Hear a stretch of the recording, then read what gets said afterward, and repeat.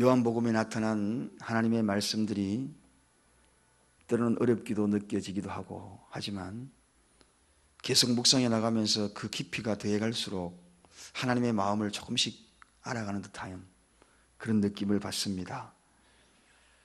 말씀을 읽어가지만 저에게도 굉장히 어려운 말씀일 수도 있습니다. 그러하지만 주신 말씀을 또 깊이 묵상해 가다 보니 그 속에서 하나님의 음성을 때로는 듣기도 하고 깨달아지면서 또 여러분과 함께 이 말씀을 상고해 나가고자 합니다.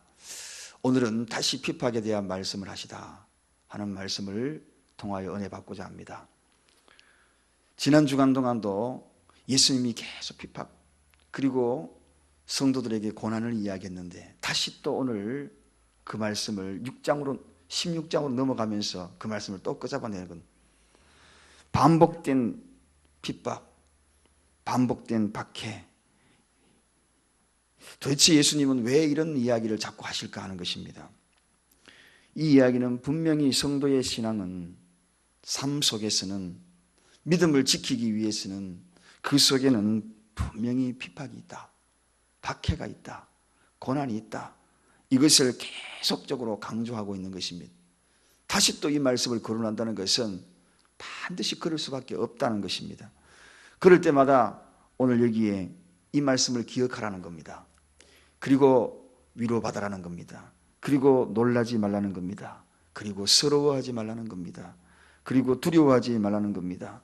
그리고 반드시 이겨내라는 것입니다.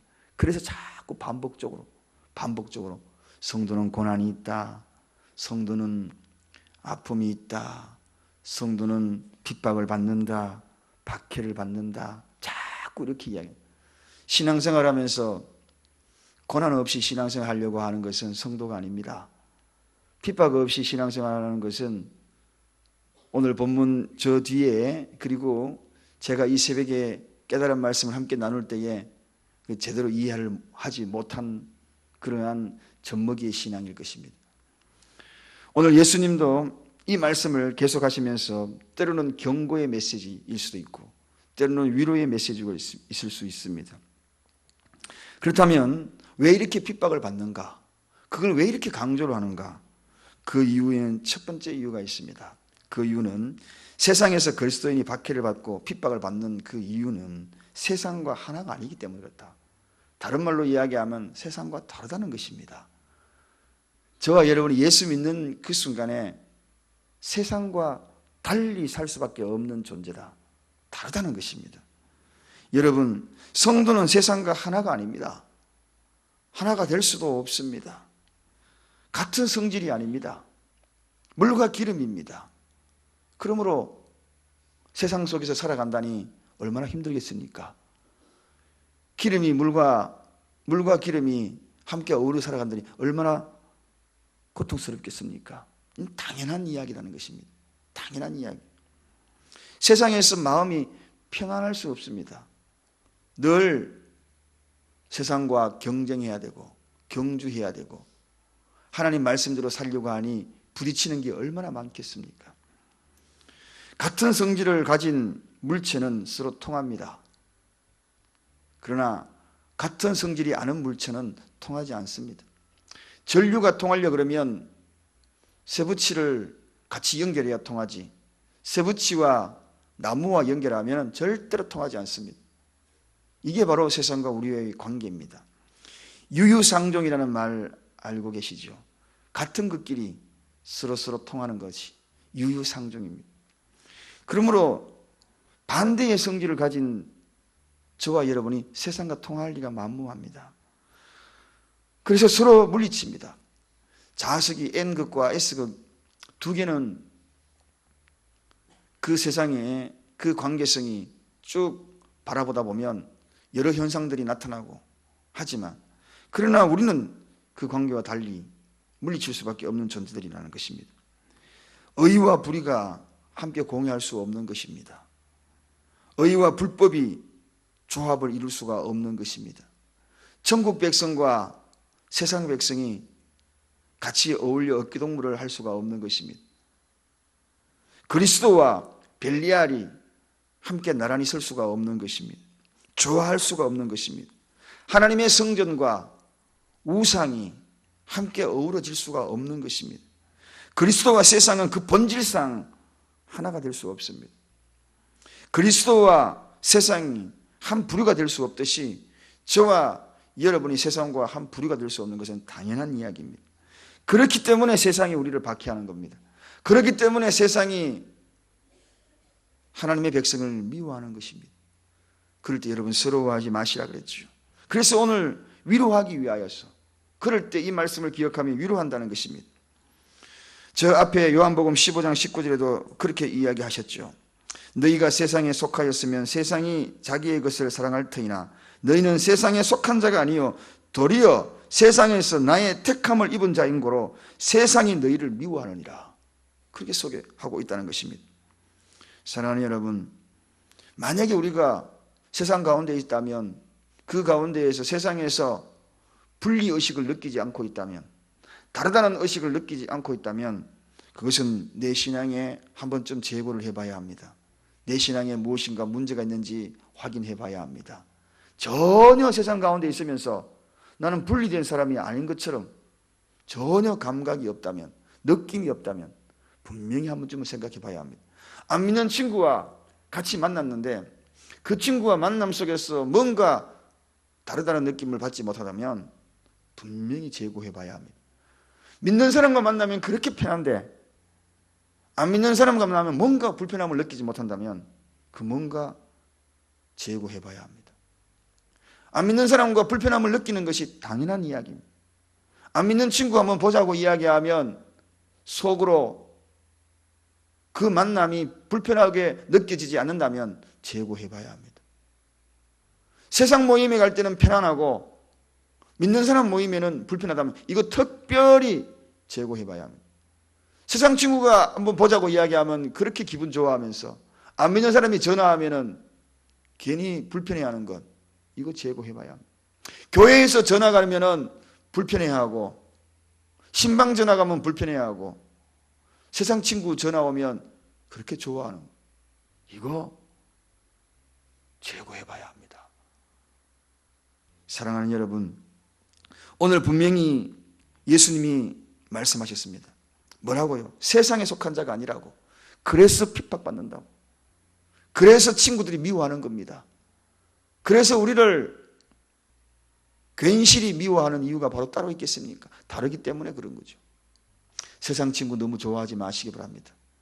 세상 동창회, 세상 모임 너무 좋아하지 마시기 바랍니다. 그것이 그렇게 좋습니까? 거기에는 문제가 따릅니다. 두 번째입니다. 세상이 그리스도인이 박해를 받는 이유, 그 이유가 왜 그렇습니까? 하나님께서 그 신앙을 계속 성숙시키기 위해서 그렇습니다. 성숙. 여러분, 신앙을 성숙시키기 위하여서 하나님의 방법은 바로 이 핍박이나 고난이라는 방법을 사용합니다. 세상의 종교를 한번 보십시오. 고난이 유익하다고 이야기하는 종교들이 있습니까? 고난이 축복이라고, 시험이 오히려 내게 유익하다고 이야기하는 종교 어디 있습니까? 없습니다. 그런데 기독교만이, 오직 기독교만이 고난을 기쁘게 여기라고 이야기합니다. 이상하지 않습니까? 바로 하나님의 뜻이 이 고난 속에 축복이 있다는 사실, 그리고 그 고난을 통하여 우리를 성숙케 한다는 것입니다. 하나님의 뜻은 그 고난을 통하여 성숙케 하여서 마지막 단계가 뭡니까? 합력하여 선을 이루는 것입니다. 하나님은 반드시 목적이 있습니다. 저희들에게 고난을 주는 목적이 있습니다. 저에게도 여러분에게도 고난을 주는 목적이 있습니다. 제 인생을 돌아봐도 항상 그랬습니다. 후일에는 돌아보면 합력하여 선을 이루었더라고요.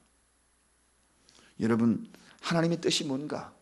그분의 뜻은 합력하여 선을 이루는 것입니다. 그러기 위하여서 고난이라는 도구를 사용합니다. 고난의 강이, 때로는 핍박의 산이, 때로는 박해의 방망이가 그리스도인들을 자꾸 성숙해 만드는, 고난의 강을 한번 건너게 되면 다음에는 그 강이 아주 쉽게 껴집니다. 이것쯤이에요. 핍박의 산을 한번 넘게 되면 그 다음 산은 아주 더 쉽게 넘어갑니다. 박해의 방망이를 두들겨 맞아보면 이제는 그 어떤 박해도 이겨내고 그 시련도 이겨내게 되는 것입니다. 큰 시련을 경험하면 나머지 인생살이에서 다가오는 작은 시련들은 아무것도 아니거든. 큰 산 한번 넘어버리면 작은 산들은 뛰어갑니다.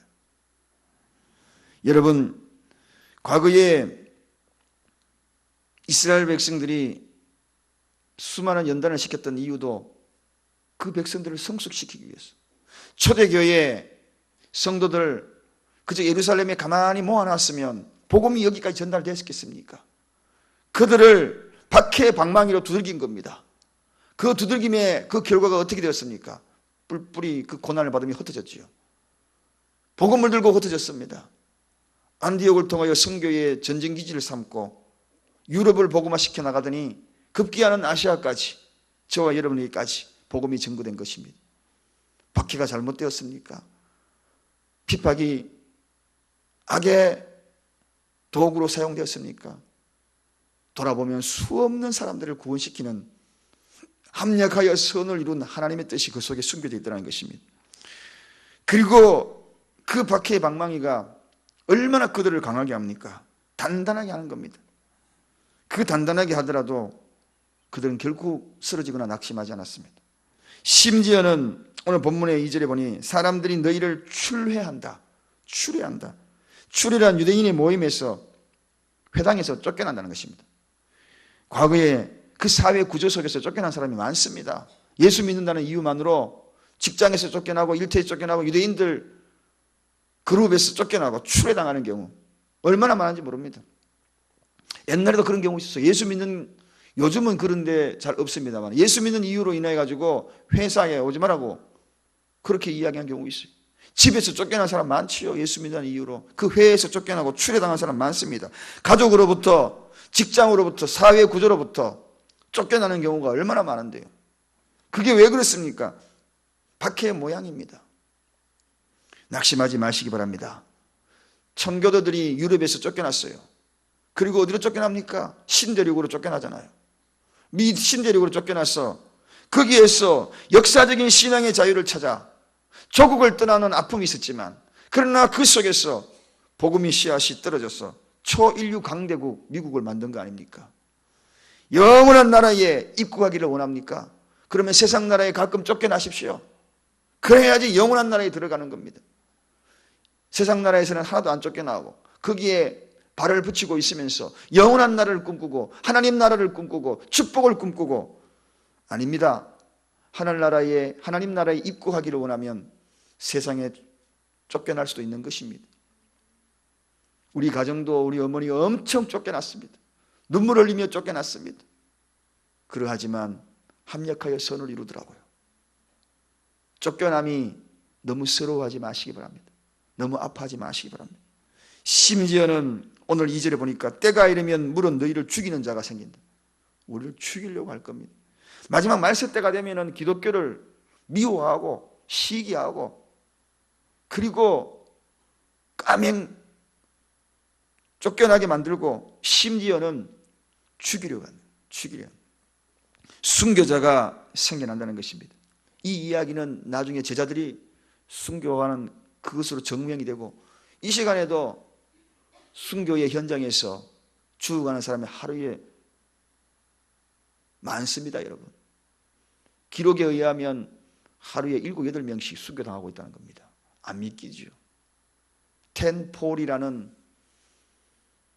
복음을 알지 못하는 지역 위도상으로 잘라가면 10도에서 40도 사이, 거기에는 아직도 복음이 전해지지 않는 타 문화권에 있고 예수 문화권을 벗어난 지역, 거기에는 아직도 순교자들이 계속 나오고, 보이지 않는 순교자들이 계속 나오고 있습니다.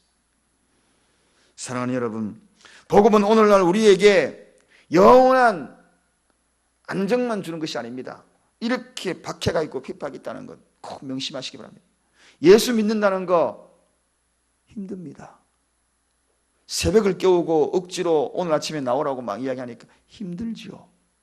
그러나 즐기시기를 바랍니다. 주님 나라의 상급이 크십니다. 하늘나라의 별처럼 빛날 것입니다. 우리는 이 땅의 민족이 아니라 천국 시민입니다. 이중성을 가지지만 그러나 분명한 것은 우리의 시민권은 천국에 있다는 사실을 꼭 명심하시기 바랍니다. 할렐루야. 고난을 고난으로 여기지 마시고 고난을 기쁨으로. 오늘도 발걸음을 옮겨서 일터로 직장 나갈 때 약간의 어색해야 합니다. 믿지 않는 사람 만날 때. 그러다가 믿는 사람 만나면 되게 반가워야 합니다. 그런데 오늘 믿는 사람 만나면 실실 피하고 안 믿는 사람 만나면 더 좋아하는 사람이 있어요. 자기 신분을 숨기지 마십시다. 오늘 그러한 하루가 되기를 간절히 축원드립니다. 기도하겠습니다. 하나님 아버지 감사합니다.